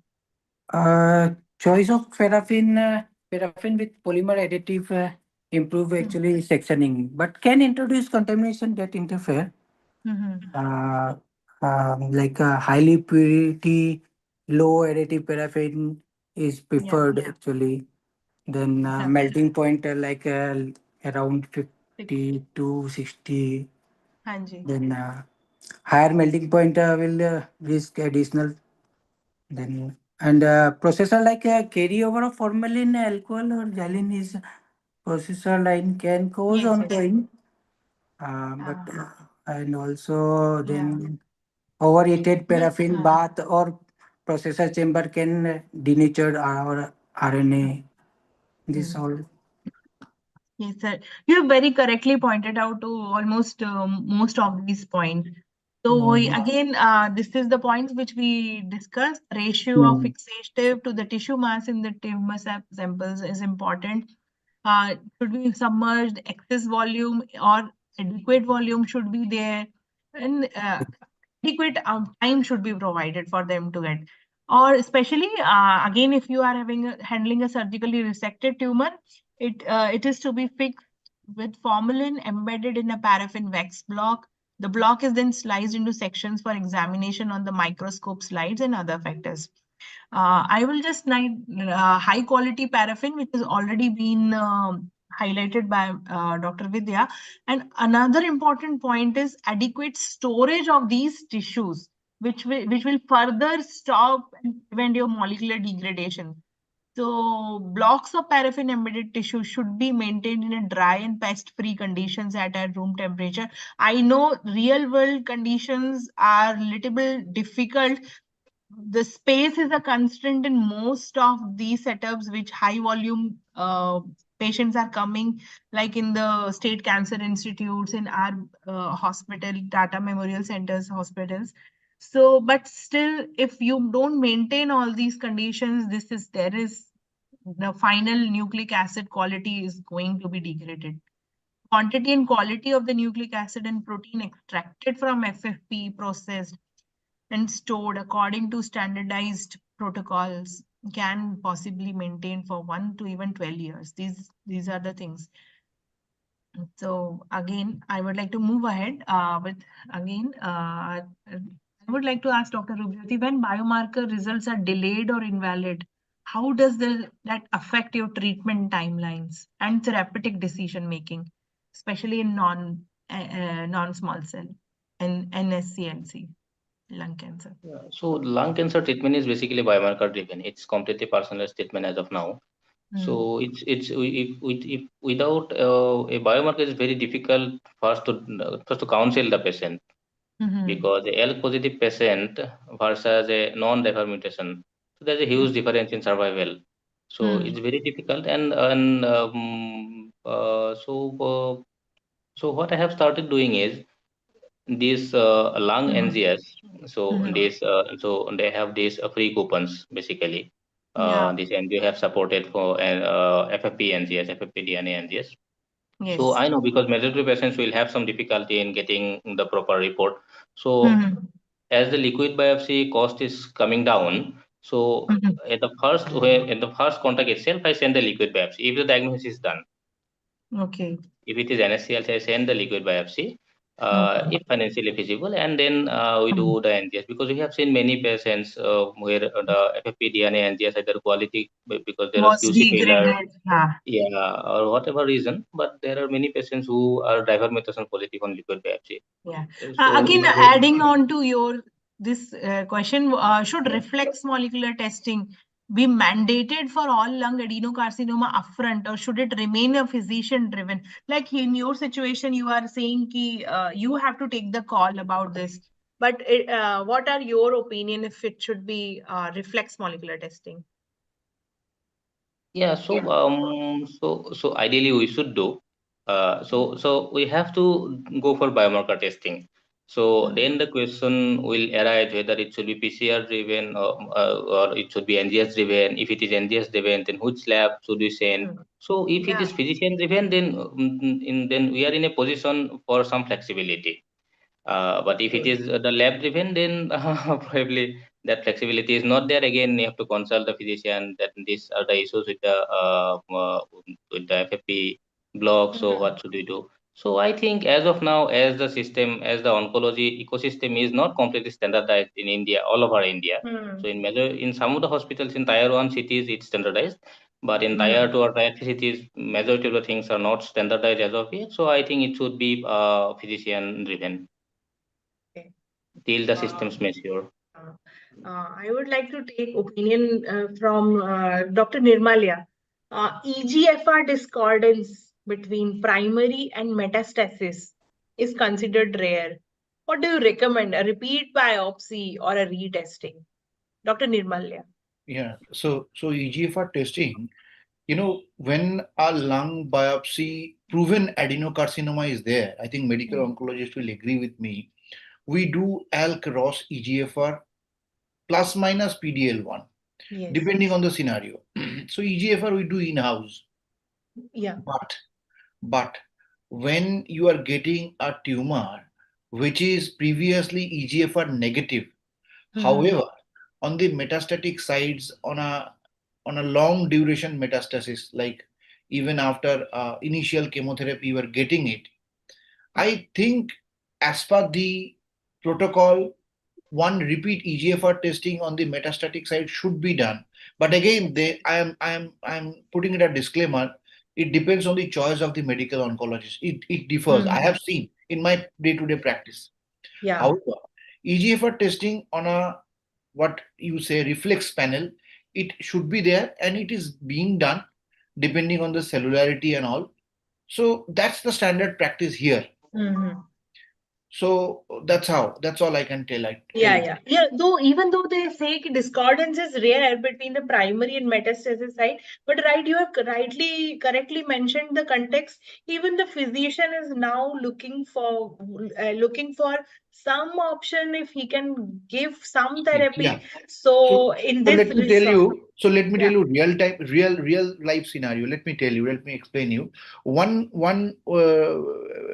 lung mass has been reported in 2023 as a solid variant of adenocarcinoma by some others lab or whatever.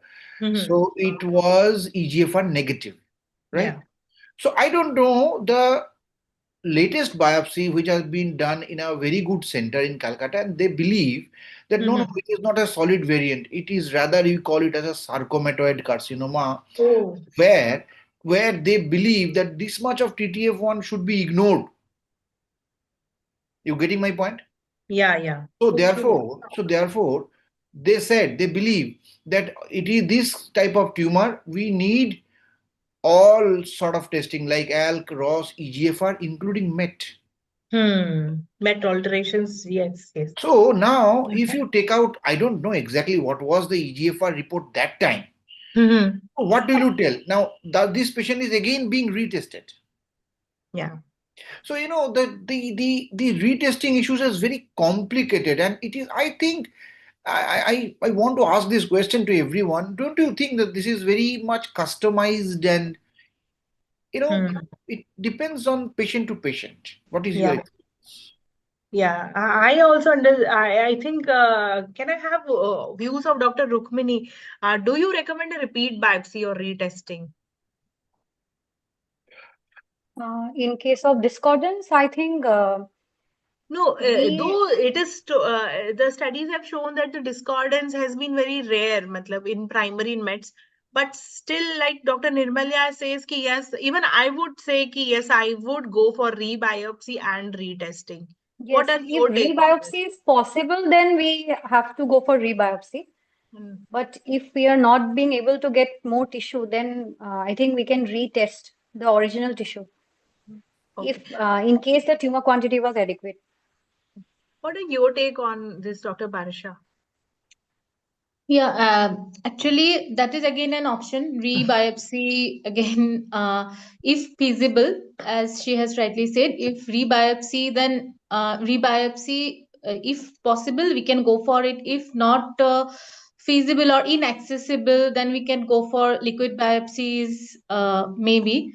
So again, it will depend on the how the patient present actually. In clinico-pathological variabilities, maybe we should look for if it is a more like frequent smoker patient, older patients, like male patient, if it is EGFR positive. I think we should consider those features also. Even I think because this is we are in a third world country and we understand ki the every time our pre-analyticals, there are a long list of pre-analytical things which were involved in every tissue we handle. And given the situation when you do have some targeted therapies available, and if the patient is willing and the medical oncologist finds it suitable, we should go for rebiopsy and retesting. So one thing I want to add here. Yeah, yeah, please, yeah. So you said that we are third world country. Actually, you know what? WHO has labeled us, I mean, India and subcontinent and all, LMIC, low Yes. and middle income. But let me tell you the situation in US. In US also, and in part of the Europe, this biomarker testing and NGS related funds is also not very smooth. Not available to everybody. Yes, and they are also struggling. Let me tell you. I mean, few months ago there was a webinar related to MET. I mean the comparison, and everybody of us know that MET ICs are coming in Ventana and also in the BoneMax. So they also said that in our country also it is not that smooth, but yes, their standardization and the workflow is such a beautifully decorated that once you loop, you are getting all sorts of mutations and targeted therapy, and rather they curate whether you are having any targetable mutations or not. But yes, in our country there are a lot of issues which should in be our country, even providing a good quality 10% NBF is an issue. Yes, that then also achieving NGS testing is looking like I agree. Yeah. So like in molecular pathology, rightly said, tissue is currency, but how do you balance between a diagnostic IHC panels and preserving tissue for NGS or PCR? Here, I would like to ask this question to Dr. Alok Jain. I have already known the opinion of Dr. Nirmalya. He said, and many other pathologists will agree, forget about IHC, let's go for NGS.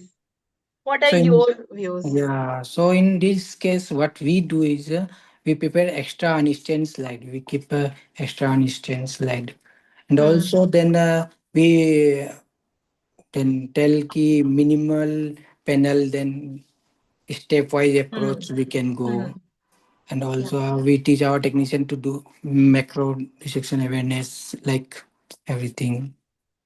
Yeah. So do you believe the NGS should be default upfront wherever there is an adenocarcinoma condition? Or it should be reserved only when initial single gene testing is negative? No, it will be it should be default, I think, no?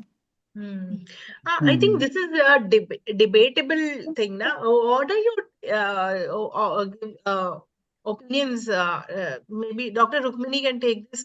What do you think upfront, if EGFR IHC we should go, or we should upfront go for this single like NGS based when you are dealing in adenocarcinoma situation? Ma'am, so sorry to interrupt, ma'am. We are running over the schedule more than almost around 13 minutes. Okay, yeah. I think I'll just quickly move ahead. Should I answer this question?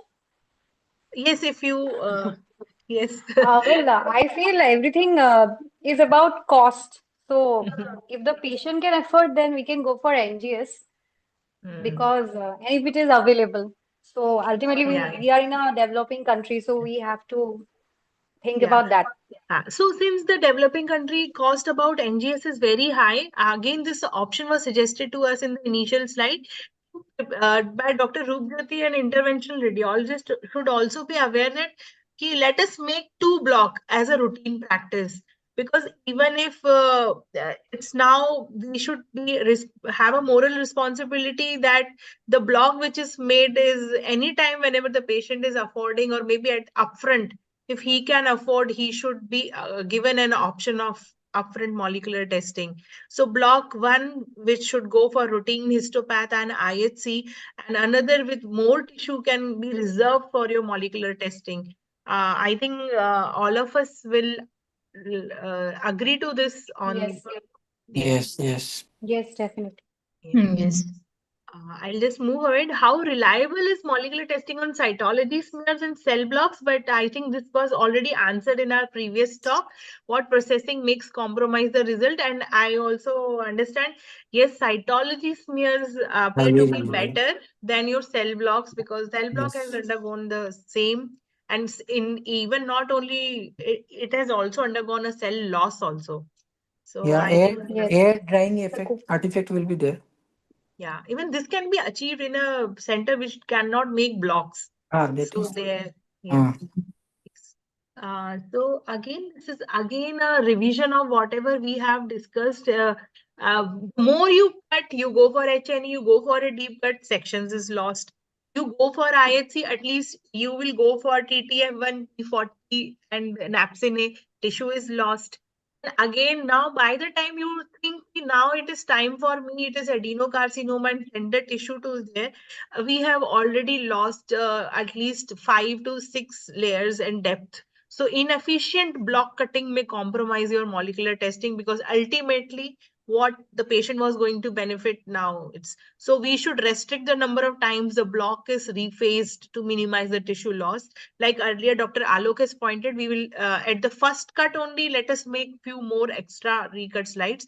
But I would actually like to point out over here, how many in labs the technician will be happy to make extra cuts at upfront.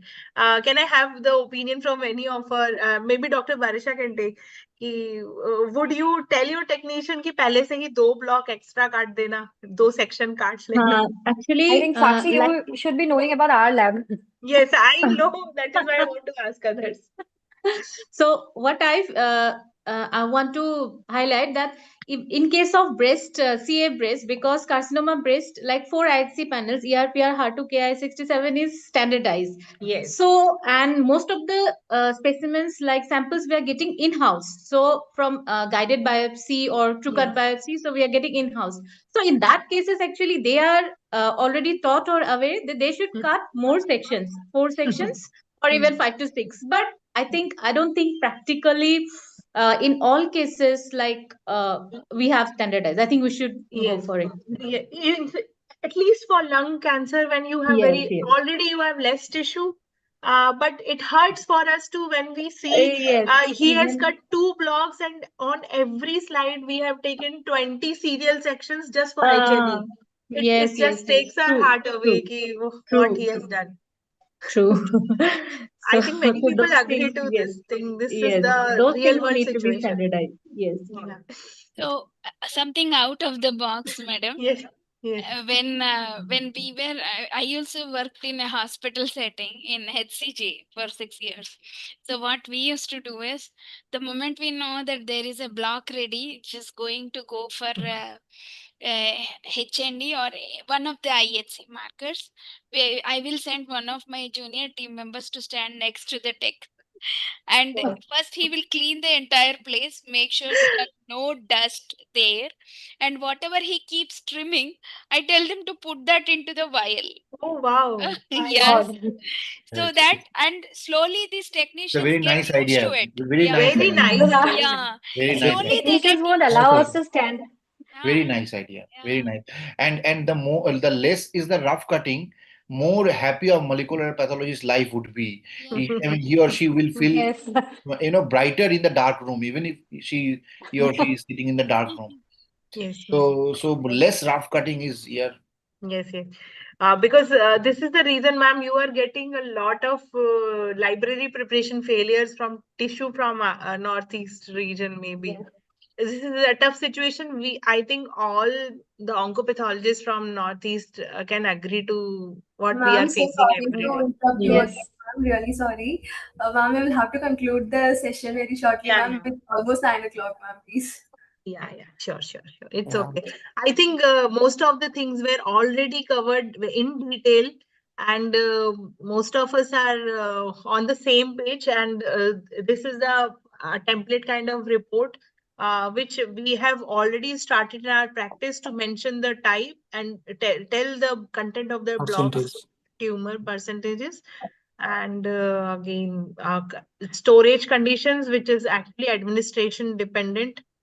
So I One think more request, along yes, with sir. the tumor percentage, if you could kind of comment on the number of viable tumor cells.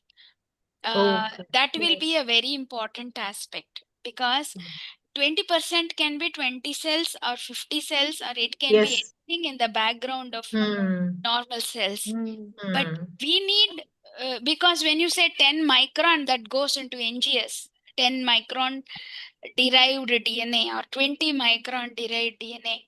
How Hmm. cells are going from each layer essentially into Yes. the DNA that is being prepared.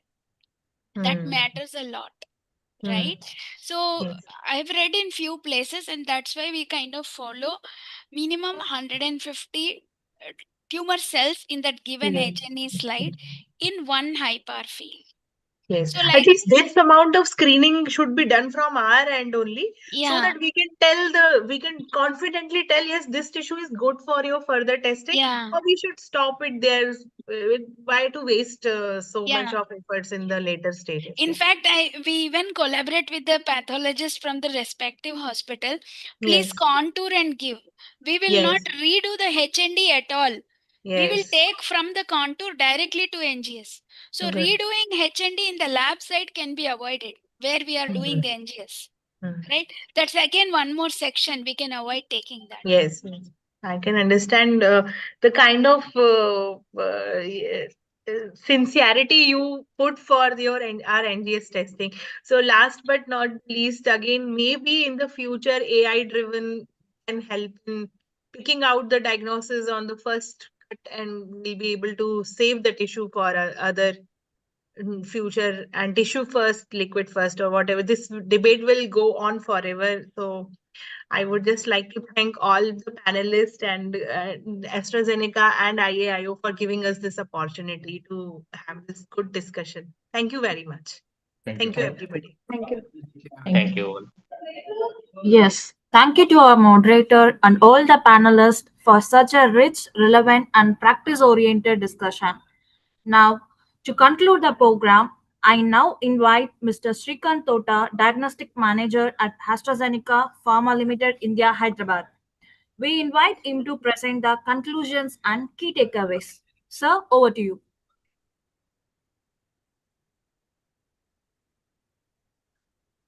You're muted.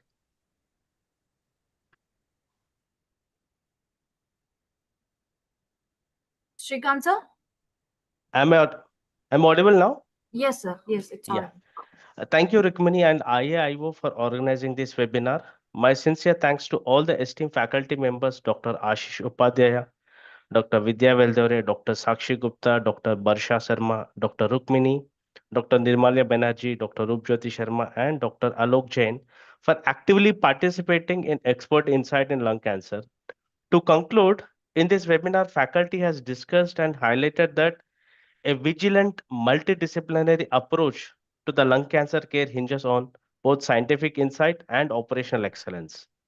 Treatment landscape in lung cancer is evolving rapidly with biomarkers such as MET and TROP2, which are emerging and gaining prominence. A biomarker testing become indispensable to guide first-line and subsequent treatment decisions. Equally, the reliability of the next generation sequencing and downstream molecular analysis is very crucial because most laboratory errors occurs before analysis of the sample. A rigorous control pre-analytical variables starting at specimen collection, handling, transportation, and preparation are essential element for any successful biomarker testing. So some of the key takeaways from this webinar are conducting biomarker testing informs treatment selection and optimize patient outcome across the line of therapy. MET overexpression is a major driver for first-line resistant to osimertinib, underscoring the need for routine resistant profiling. The way specimens are handled and processed is instrumental for NGS fitness. Poor handling can compromise molecular accuracy. Approximately 60 to 75% of the laboratory errors occurs in pre-analytical phase, demanding focused mitigations. Specimen integrity cannot be recovered once lost, so it must be safeguarded upfront by controlling critical pre-analytical variables. Quality molecular testing relies on adequate tumor tissue with attention to tumor cellularity, fixation, and preservation. Following expert recommendation and standardized protocol helps minimizing pre-analytical errors and reducing NGS failure rates. Treating physicians should carefully select accredited, experienced NGS laboratory with transparent quality metrics and robust pre-analytical controls. Finally, I urge all the pathologists and technicians to follow the mitigation plans which has been highlighted during Dr. Vidya's Veldore's session. She has elaboratedly completely like what are the critical steps, where exactly the NGS fail happen, what are the root causes, how can we mitigate. So with this, I conclude my key takeaways. Now I'll hand it over to Rukmini. Over to you, Rukmini. Yes. Thank you, Mr. Srikanth, for summarizing the key learning points. With that, we come to the close of today's IAIO Expert Insight session. Once again, we thank and extend our sincere gratitude to all our esteemed faculty members for their time and expertise. And a warm thank you to all the attendees for joining us this evening. Have a wonderful evening. Thank you. Thank you. Thank you. 2 minutes.